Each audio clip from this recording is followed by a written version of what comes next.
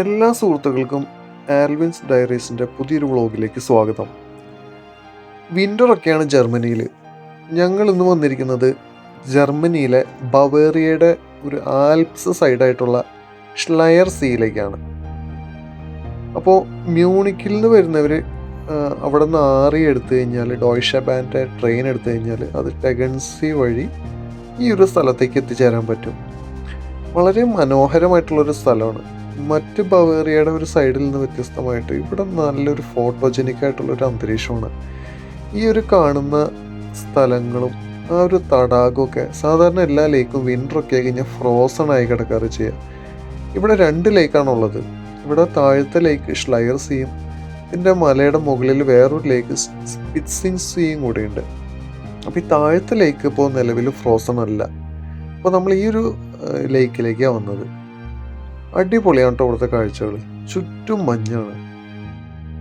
ഈ ഒരു വെള്ള ഫ്രെയിമിൽ ആ ഒരു തടാകവും അവിടുത്തെ ആ ഒരു പുൽച്ചെടികളും അങ്ങ് അകലെ കാണുന്ന ഈ ബവേറിയൻ ആൽപ്സ് മലനിരകളൊക്കെ ചേർന്ന് ഈ ഒരു ഫ്രെയിം എത്ര കണ്ടാലും മതി വരാത്തൊരു കാഴ്ചാനുഭവമാണ് ഇവിടെ വരുന്ന സഞ്ചാരികൾക്ക് നൽകുന്നത്.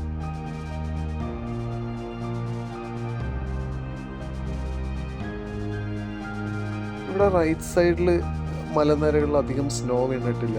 എങ്കിലും അവിടെയുള്ള ഒരു ബിൽഡിങ്ങുകളുടെ മുകളിലൊക്കെ ഐസ് വീണ് നമ്മളൊരു അന്റാർട്ടിക്കയിലൊക്കെ വന്ന ഒരു ഫീല്, അല്ലെങ്കിൽ വേറെ ഏതൊരു പ്ലാനറ്റിൽ പോയൊരു ഫീലാണ് ഇവിടെ വരുമ്പോൾ കിട്ടുക.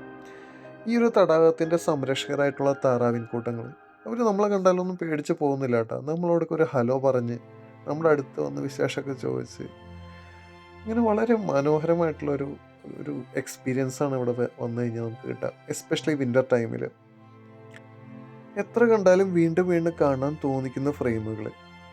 ഈ കാഴ്ച വളരെ മനോഹരമാണെങ്കിലും ഇവിടുത്തെ തണുപ്പ് സഹിക്കുക ഇത്തിരി ചാലഞ്ചിങ് ആയിട്ടുള്ള കാര്യമാണ്. പ്രോപ്പറായിട്ടുള്ള വിൻ്റർ ഡ്രസ്സ് എന്തായാലും വേണം. ഇവിടെ അതാ താറാവിൻ്റെ കൂട്ടത്തിൽ പെടാത്ത ഒരു 2 പക്ഷികൾ. ഇവരെയും കണ്ട് ഈ ഒരു തടാകത്തിൻ്റെ ഒരു മനോഹാരിതയൊക്കെ നുകർന്നുകൊണ്ട് ഞങ്ങൾ മുന്നോട്ട് നടക്കുകയാണ് കേട്ടോ.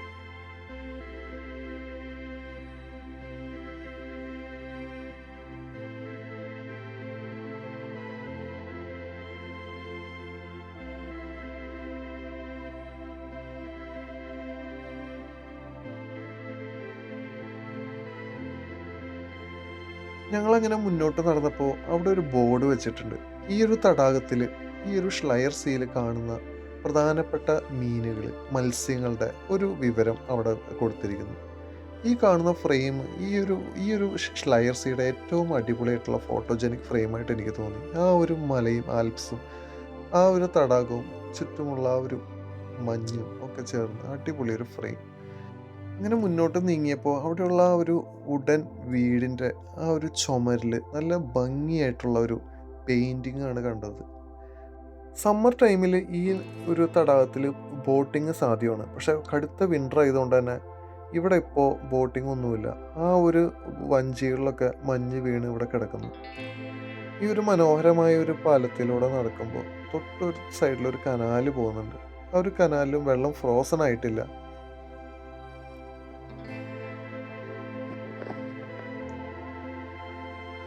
ഈ ഒരു തടാകത്തിൽ നിന്ന് വരുന്ന ഈ ഒരു അരുവിയിൽ സാധാരണ സമ്മർ ടൈമിലൊക്കെ ആണെങ്കിൽ നമുക്ക് നല്ല മീനുകളൊക്കെ കാണാൻ പറ്റും കേട്ടോ.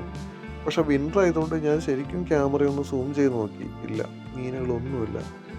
ഈ വിൻ്റർ ടൈമിൽ ലേക്കൊക്കെ ഇങ്ങനെ ഫ്രോസൺ ആവുമെങ്കിലും ഇതിൻ്റെ ഉപരിതലം മാത്രമേ ഫ്രോസൺ ആവൂ. അപ്പോൾ ഇതിൻ്റെ ഏറ്റവും അടിഭാഗത്ത് വെള്ളം ഉണ്ടാവും. അപ്പോൾ ഈ വെള്ളത്തിലായിരിക്കും മീനുകളൊക്കെ താമസിക്കുക. ഇതോടുകൂടി ഞാൻ ഈ വ്ളോഗ് വൈൻഡപ്പ് ചെയ്യാണ്. ഈ ഒരു നദിക്ക് മുകളിലുള്ള സ്പിറ്റ്സിങ് സീയിലെ കാഴ്ചകൾ നമുക്ക് അടുത്ത വ്ളോഗിൽ കാണാം. അതുവരേക്കും ബൈ.